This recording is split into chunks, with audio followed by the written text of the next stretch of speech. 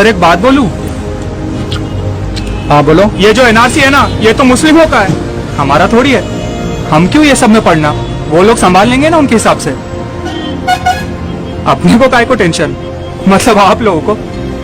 Sir बुरा मत मानो, आप भी हिंदू मैं भी हिंदू, इसीलिए आपको समझा रहा हूँ। बबलू, सीए का मतलब मालूम तुमको? हाँ, जो बाहरी देश के हमारे हिंदू भाई बहन है ना, उनको अपने देश की नागरिकता मिलेगी। गुड। एनआरसी के बारे में मालूम होगा? एनआरसी, जो हमारे देश में घुसपैठिया है ना आतंकवादी, उनको जेल में डाला जाएगा।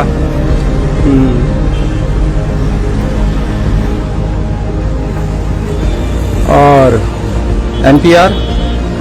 अरे वही तो नहीं पता सर, 2 दिन से अपने काम में इतना बिजी था कि मतलब न्यूज ही नहीं देख पाया। एक बात बता, ये देश किसका है? हमारा है सर। ये बिरला मंदिर, तिरुपति किसका है? हमारा है सर। चार मीनार किसका है? गंगा नदी और ताजमहल किसका है? अंबेडकर जी, गांधी जी, अब्दुल कलाम जी, ये सब किसके हैं? हाँ? हमारे देश के है सर। ये देश किसका है?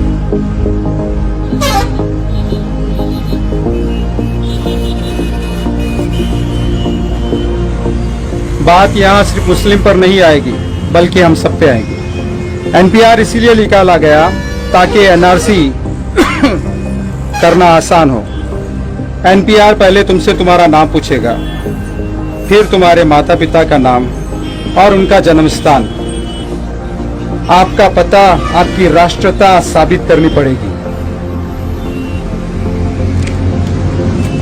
और भी अन्य डिटेल्स पूछे जाएंगे।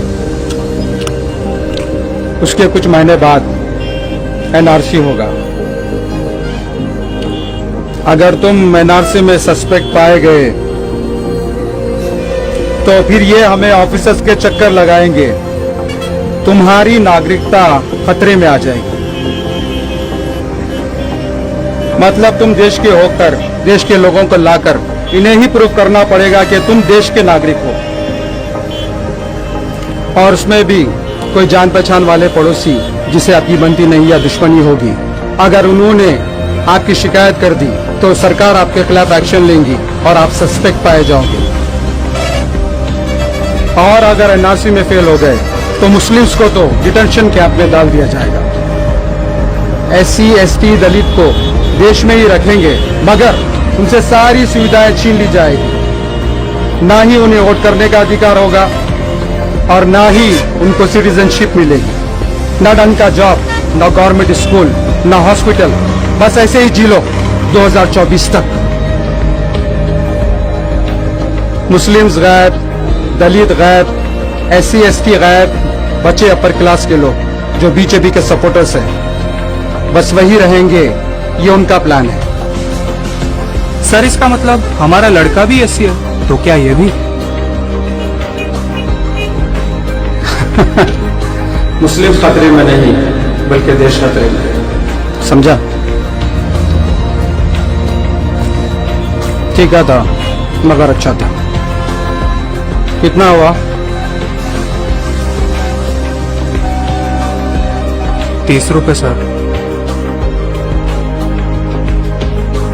इसका मतलब हमारा देश खतरे में है। सर मैं भी आ रहा, मैं भी आ रहा, मैं भी आ रहा।